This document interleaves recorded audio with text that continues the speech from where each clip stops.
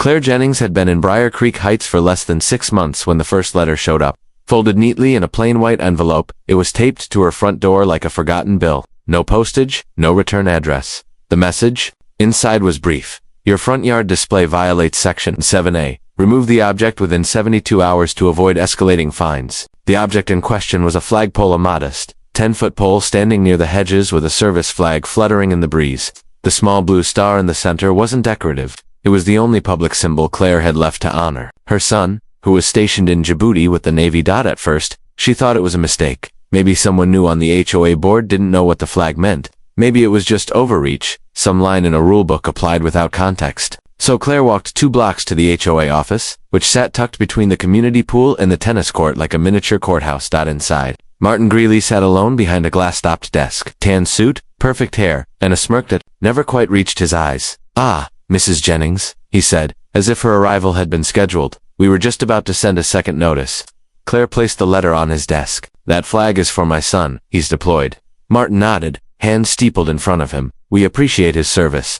But HOA policy is clear. Flagpoles over 6 feet need board approval. Yours wasn't filed properly." She stared at him. "You're giving me a violation for honoring my kid while he's halfway around the world." Martin leaned back, that smirk returning. "It's not personal. It's procedure." Claire left without another word. But something about the exchange didn't sit right. The next morning, her security camera caught something strange. A man, in a dark hoodie, pacing the edge of her property line just after midnight. He didn't touch anything, didn't break in, just stood at the flagpole, looking up. Claire sent the footage to the police. They filed a report but said there wasn't enough for follow-up. She emailed her son's commander and asked if the flag display could be considered protected under federal law. The answer came back the next day. Yes, under U.S. Code Title 4, Section 8K. Federal protection applies. Contact your local attorney if challenged. Claire didn't have a lawyer on retainer, but she did have a friend from her days working in city records, someone who still owed her a favor. Within a week, she had legal documentation prepared, along with a formal notice back to the HOA board. The response was silence. But then things got stranger. Her mail started arriving late or not at all. 2 of her water bills showed non-payment, even though her bank account confirmed automatic withdrawals. And then there was the SUV. It appeared the day after she filed her federal complaint. Black, unmarked, parked 3 houses down. She thought it belonged to a contractor at first, till it didn't move for 5 hours. That night, Claire stood behind her living room blinds, lights off, watching. At exactly midnight, the SUV headlights flicked on, then off again. A subtle pulse, like a signal. By the next morning, it was gone. The HOA had always seemed overly strict.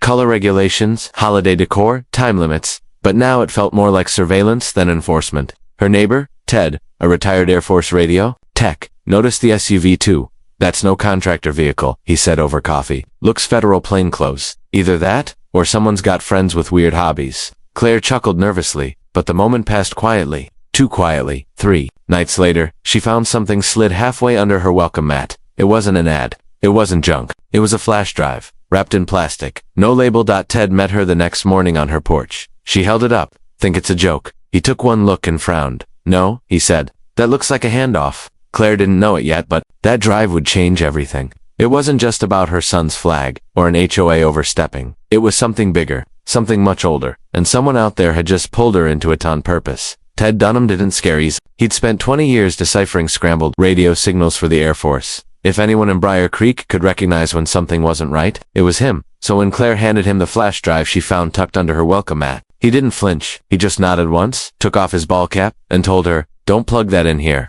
Let's go to my garage." Inside, Ted's workbench was a mini war room, old radio parts, 2 laptops, a fireproof safe, and a generator-powered battery backup. He called insurance. He booted up a hardened laptop, isolated from the internet. Claire stood behind him, arms crossed, her stomach tight. Ted inserted the flash drive. A single folder popped up. No name, no date, just one file, an audio recording. They listened. It was Martin Greeley's voice, unmistakable. .com clipped like a man used to being in control. "You'll process the next transfer through the reserve account, labeled Association Infrastructure Repairs. Make sure the figures match. We've got another payload hitting next quarter. We don't need another Langley audit." Claire leaned in. "Did he just say Langley?" Ted didn't blink. "Yeah, and that's not HOA talk. That's ops jargon." He scrubbed further through the recording. Another voice, someone younger, nervous. "What if the homeowners start asking questions?" Martin replied coldly. "Then we double fines. Distract them with turf compliance or dog leash reports. Nobody here looks deeper. And if they do, they won't for long." Claire took a step back. This isn't about flagpoles, is it? Ted shook his head. Whatever this is, it runs deep. Looks like they're moving money through the HOA under the radar, maybe laundering, maybe worse. They copied the file and stashed the original back in a waterproof pouch. Claire took it home, locked it in her attic crawl space, and spent the rest of the night staring at her front window. 2 days later, Ted didn't show up for their usual morning coffee. Claire texted him. No reply. She called voicemail. By noon, she was pacing. By dusk, she walked to his house and knocked. Nothing. She tried the door. It was unlocked. The house looked. Paused. Coffee still warm in the pot. Glasses folded on the kitchen counter. Dog leash hanging on the hook. But no sign of Ted or his golden retriever, Gus. Claire checked the garage, empty. The workbench was spotless, wiped clean. No sign of the flash drive copy, no backup laptop, no notes. It was like he'd never used it. She stepped outside and caught a glimpse of the mail flag still raised on his mailbox. Her pulse jumped. Ted always emptied his mail at 9 o'clock sharp. She returned home, turned on every light, and pulled the attic ladder down. The flash drive was gone, not stolen, moved. In its place was a folded slip of paper. No words, just a set of coordinates. Written in pencil. Claire called the police and filed a missing person report. They logged it and gave her the usual lines. He's an adult. Could be voluntary. We'll follow up. But she could already tell they wouldn't look far. That night, she saw the SUV again. Same one. Parked 3 houses down. Engine idling. Claire didn't sleep. The next day, she drove to the coordinates. They led her 20 miles into the desert to an abandoned gas station surrounded by fencing and dust. Inside, there was nothing but graffiti and broken glass until she checked the freezer chest. A manila envelope. Inside, copies of HOA financial records, bank transfers, names, and a list of homeowner addresses with red stars next to only 5 of them. Her house was one of them. Claire returned home, locked the doors, and did the only thing left to do. Emailed the documents to a contact she hadn't spoken to in 3 years. Her younger brother, Evan, now working in cybersecurity at the Department of Justice. The subject line, need help. Don't ask questions, just listen to the file. The reply came at 3:47 a.m. Claire, delete everything. Don't talk to anyone, and for the love of God, don't go to the next HOA meeting. Claire didn't delete anything. She wanted to, but her instincts wouldn't let her. If her brother was this spooked, it meant the threat wasn't local, it was connected to something much bigger. Still, she shut her phone off and removed the battery, a habit she'd picked up back when she worked in city records and got too close to a property scam that involved councilmen with padded pockets. That time, she'd barely escaped a lawsuit. This time felt different. It felt like a chessboard had been set long before she arrived. By midweek, the HOA newsletter appeared in every resident's mailbox. On the back, in small print, was the announcement. Special closed-door board meeting, residents not permitted, clubhouse basement, Thursday, 7 p.m. Claire wasn't supposed to see that, but a neighbor's kid had accidentally dropped the flyer in her yard, and her curiosity overruled caution. The mention of the basement made her stop cold. She had walked past the Briar Creek Clubhouse at least 100 times, on jogs, on garbage day, but there had never been mention of a basement. The structure was single-story, ranch style, just like every other building in the neighborhood, but if there was something underground, it hadn't been permitted through normal city channels. She needed answers. She needed proof. Thursday evening, Claire parked 3 blocks away and walked in through a side path behind the pool area. She wore an old gray hoodie, a ball cap, and sunglasses. A ridiculous disguise. But this wasn't about fashion. It was about surviving long enough to expose what was happening. She crept up to the clubhouse's rear wall, staying low behind a hedge. A few board members filed in through the back entrancement she'd seen before, Martin Greeley among them. Another man she didn't recognize wore a dark overcoat and had a limp. He didn't look like a homeowner. He looked like he belonged to a room with locked drawers and secure lines. Claire waited until the door shut, then circled around the east side, where the sprinklers hissed and popped. That's when she found the vent metal grating tucked near the ground with rust at the corners, just wide enough to look through. What she saw chilled her. Below, in a concrete-lined room, 4 people sat at a table. A large screen flickered behind them. Maps, street overlays, resident data, and then something more disturbing. She saw files, folders marked with names she recognized. Hers, Ted's, others. The red star list. Martin spoke, but the wind distorted the words. Still, Claire could make out phrases. Flag event was a breach. Response team on hold. We scrubbed the Dunham property. She pressed her phone's camera through the grate and recorded a short clip. Then, she backed away. But as she turned to leave, a pair of headlights blinked on. A man in a maintenance uniform stepped from a golf cart. "Evening, ma'am. You okay?" Claire didn't answer. She just walked slowly, then broke into a run. She could hear him call after her, then speak into a radio. By the time she reached her car, she was trembling. Her phone buzzed. "Evan, Claire, you're not safe. We flagged your HOA 2 years ago. We thought they went dark. You just woke them up." She drove home without headlights for the first 2 blocks. The entire way, She felt like someone was following, but no one ever appeared in the rearview mirror. At home, she locked the doors, shoved a chair under the handle, and opened her laptop. She reviewed the clip, faces clear, sound low, but enough to pick up names. She froze the frame when one document showed on the screen. It wasn't HOA related. It wasn't a financial record. It was a declassified image on official government form, marked Operation Nestfall, Domestic Watch Initiative, Tier 3 intercepts. Claire didn't know what Operation Nestfall was, but she did know one thing. She had just walked into a classified federal operation, hiding in plain sight wearing the skin of a neighborhood HOA. And now, they knew she was watching. Claire didn't sleep, not even for an hour. Every sound outside her window felt sharper.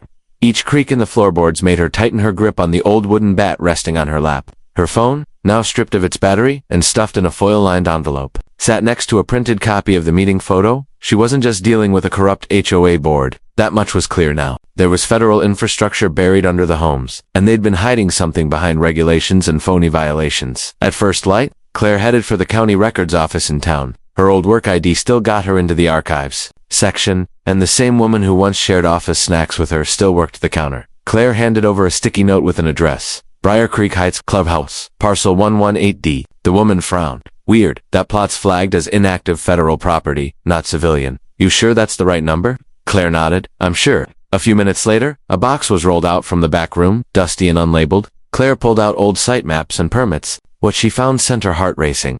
Back in the 80s, long before Briar Creek Heights was a pristine HOA development, the land was owned by a federal contractor, Graybridge Logistics, a defense subcontractor focused on strategic signal testing. According to a set of outdated blueprints, there had once been a communications facility on the site, underground bunkers, utility corridors, antenna arrays. Claire traced the old paths with her finger. The largest underground structure sat directly beneath the current clubhouse. She snapped pictures of everything, folded the maps into her bag, and slipped out the back as she pulled into her driveway. She spotted it. Her garden hose was uncoiled, stretched across the lawn like a line drawn in warning. Claire never left it that way. She looked up at her front porch and stopped breathing. Her welcome mat was gone. In its place was a single item, a printed photograph of her, standing near the clubhouse vent 2 nights ago. No note, no threats, just a message. We see you. She grabbed the photo, locked the door, and climbed into the attic. There, she reviewed the blueprints again. One rattan old maintenance access tunnel ran from beneath the clubhouse and cut through the slope behind her cul-de-sac. If it still existed, it might offer a way into the basement, or an escape route, depending on how this played out. She called the only person who might understand what she'd found. Her brother Evan didn't answer, but she left a message anyway. I know what this place used to be. Graybridge, the tunnels are real. I'm going to find the entrance. That night, under the cover of darkness, Claire slipped into the wooded patch behind her neighborhood. Overgrown paths gave way to rusted fencing and a half-buried hatch surrounded by kudzu vines and mud. The handle resisted, then gave way with a pop. The tunnel beyond was dry, lined with cables long since dead. Dust clung to the air like it hadn't been disturbed in decades. Her flashlight flickered once, then steadied. She walked carefully, tracking the blueprints from memory, until she found it, a reinforced door with a keypad and a faded label above it. Node C, authorized access only, Graybridge. As she raised her phone to snap a picture, her screen lit up with a single incoming message from Evan. You're not alone in there. Get out now. The flashlight buzzed again. Behind her, deep in the tunnel, a faint sound echoed. Metal on concrete. A single footstep. She turned, holding her breath. Another step closer, she ran out of the tunnel, through the brush, up to her porch. She locked the door, dragged a shelf in front of it, and collapsed to the floor. Within minutes, headlights swept across her windows. Not the SUV this time. 2 black sedans with government plates. Someone knocked once. Then a voice called out, calm but commanding. Claire Jennings. We need to speak with you. We're with the Bureau. This isn't just about you anymore. It never was. Claire didn't move. She stayed crouched behind her living room couch, one hand on her phone, the other on the bat, her pulse drumming in her ears. The voice outside wasn't shouting. There were no flashing lights, no blaring sirens, just the soft, precise tone of someone who knew exactly what kind of door they were knocking on. Another knock came. 3taps.com/measured. We're not here to harm you, Ms. Jennings. My name is Agent Whitaker. This is a national security issue. She stayed frozen. We know about the clubhouse. We know you found the tunnel. We've been watching them. Longer than you think. We also know they've seen you. That last sentence pierced the silence. Claire edged toward the front window, careful not to reveal her shadow. She peeked through the blinds. 2 men in dark suits stood at the base of her porch steps. One held a folder. The other didn't move, his eyes sweeping the dark street. She exhaled, unlocked the door, and opened it just wide enough to speak. If you're really federal, prove it. The one on the left, mid-40s, clean-cut, posture like a drill sergeant, stepped forward and flipped open his badge. Special Agent Whitaker, Federal Bureau of Investigation. We've been running surveillance on your HOA for 3 years, Claire. Let them in, slowly, cautiously. They didn't sit. They stood, as if unsure the floor itself was safe. Whitaker pulled a sealed envelope from his folder and placed it on the coffee table. This is everything we can legally show you. She opened it. Inside were photos, black and white stills taken from high-altitude drones and security feeds. Briar Creek Heights, from above. Clubhouse basement blueprints.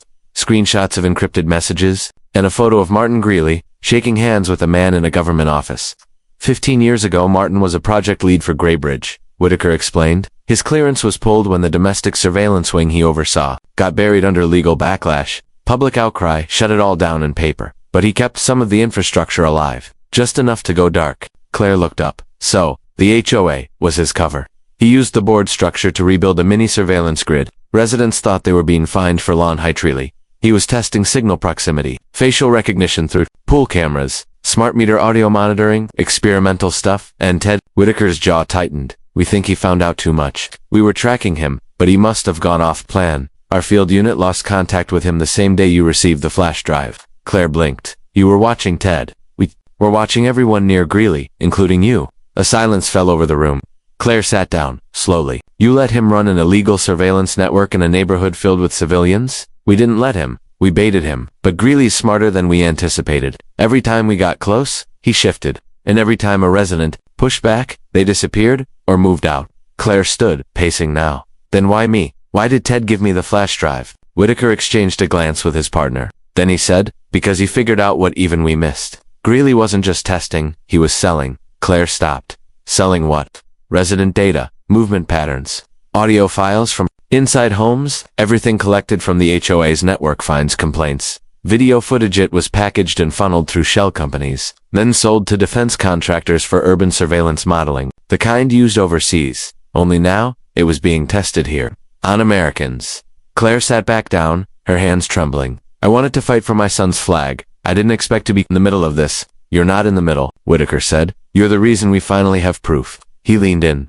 But we need you to come with us, right now. Because Greeley knows. He's gone off-grid, and when he runs, he doesn't just run. He burns everything behind him. Claire looked down at the photos again. One caught her attention, blurred, time-stamped just 2 hours ago. Her house. Greeley was standing at the end of her driveway, staring up at her bedroom window. I never saw him, she whispered. Whitaker stood. That's why we're not asking. Behind them, a vehicle pulled up outside. Not black this time, camouflage. Gray, unmarked, and armored.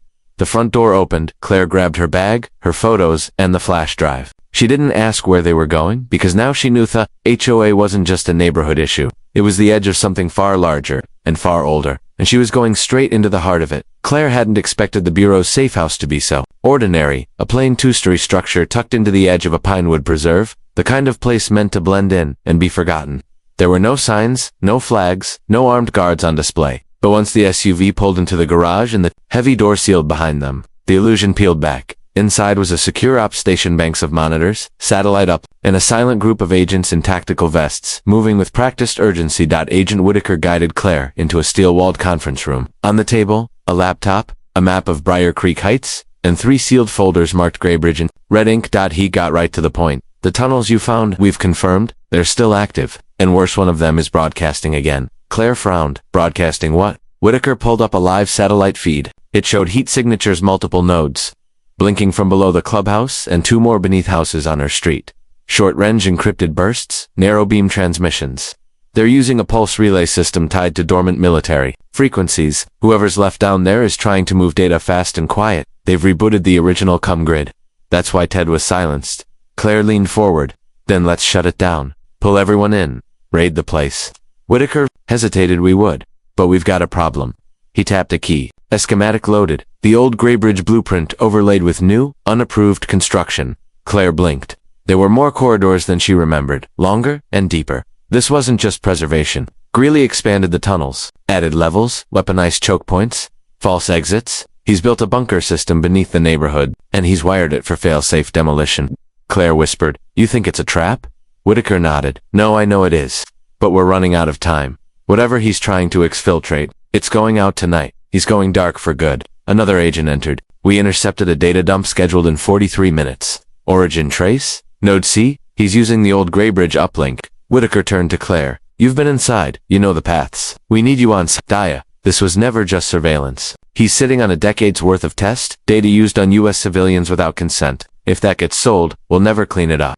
Claire's hands clenched. You're asking me to walk back into his trap. We'll walk with you, but you're the only one he won't see coming. 10 minutes later, she was suited up in black cargo gear, headset in her ear, heartbeat pounding. The convoy rolled out without headlights, curving off the main road and into Briar Creek, through a back maintenance path even the residents didn't know existed. The neighborhood looked unchanged. Porches glowing with bug zappers, sprinklers ticking across lawns. But beneath the quiet, something else hummed low. Pulsing. Claire led the team back to the old tunnel entrance hidden behind the brush. The hatch opened without resistance. This time, that alone sent a chill through her. Inside, the tunnels were darker than before. No flickering bulbs, just silence. Broken by the faint click of tactical boots on concrete.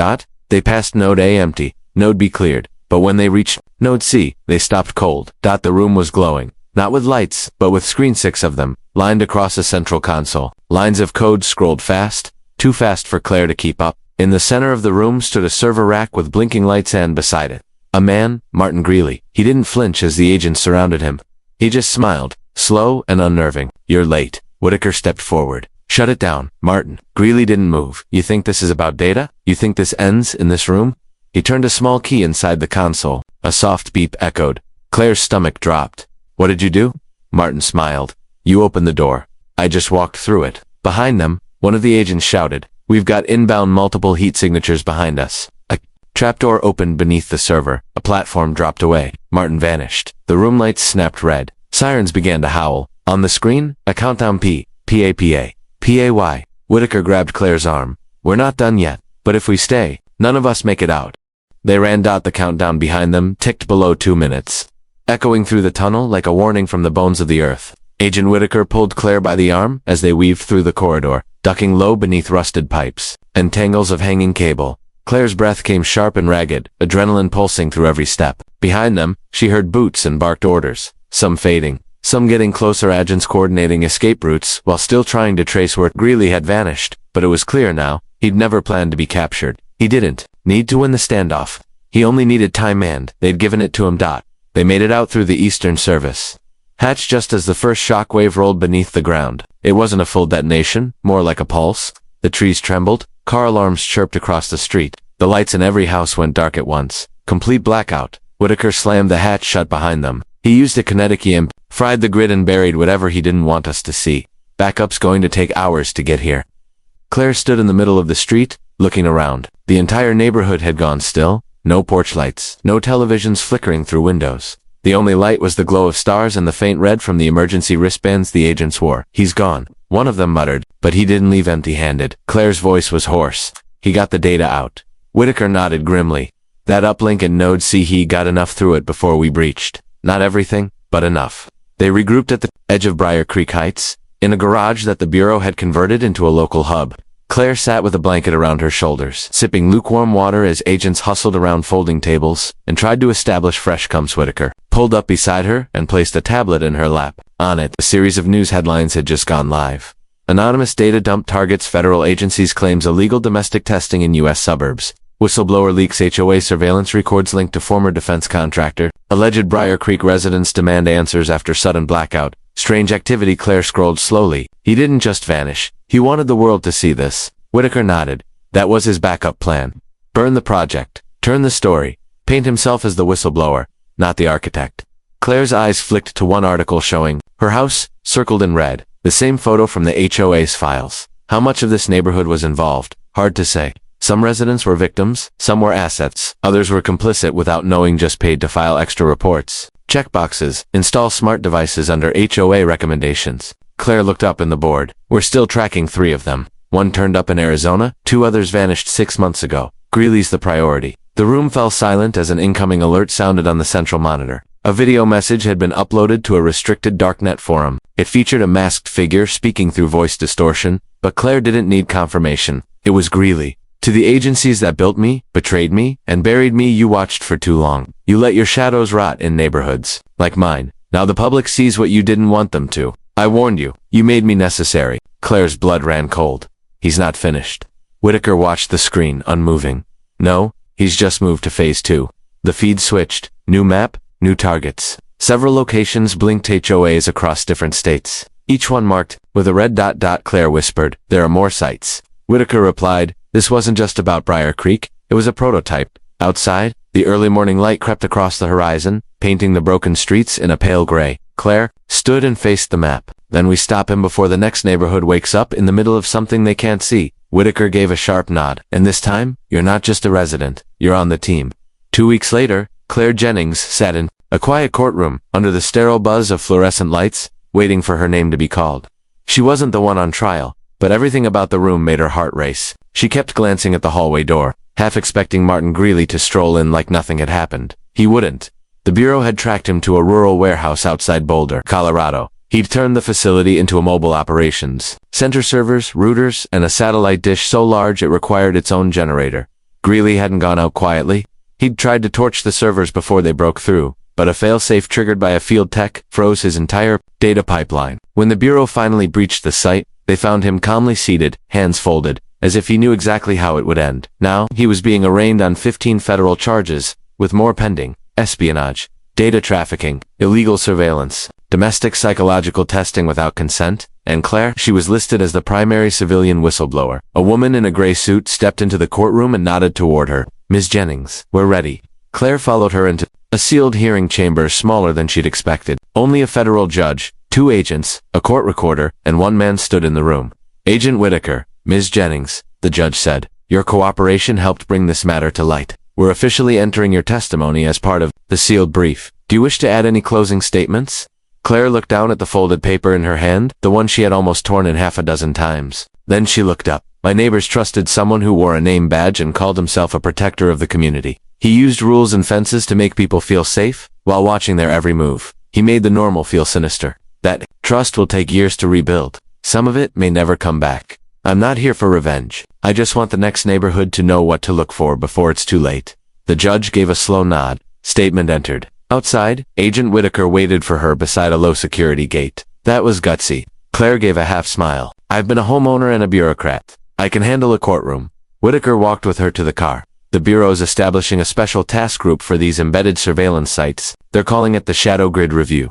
You'd have a place in it, civilian advisory role." Claire raised an eyebrow. "You offering me a desk job, Agent?" He smiled. "Let's call it Neighborhood Watch, with federal backup." She didn't answer right away. Instead, she pulled something from her coat pocket, a small plastic envelope. Inside the flash drive, "The original, I never turned this one in," she said quietly. "It's clean, but it's proof of how it started. Keep it off any network." Whitaker nodded, took it, then hesitated. "You ever wonder how the drive got to your porch that night?" Claire froze.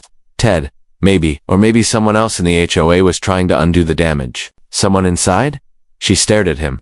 "You think there's still someone we missed?" Whitaker's expression didn't change. "I think Greeley didn't act alone, and I think some shadows haven't moved yet." He tapped the roof of her car. "You'll hear from me." As he walked away, Claire sat behind the wheel, watching him disappear behind the gate. Briar Creek was quiet now. The HOA board had been dismantled. Half the residents had moved, others stayed, trying to forget. She drove past the clubhouse one more time. It was boarded up, surrounded by orange fencing, but something caught her eye near the foundation, a square of concrete that didn't match the rest. Lighter, newer still, damp at the edges. She parked, walked over, knelt down. Carved into the corner was a name. Dunham, Ted's name. Not forgotten, not erased. She smiled, stood, and walked away. Whatever had started beneath this street, whatever network of control had once reached into people's lives, it had cracked. And this time, the ones in the shadows weren't the only ones watching.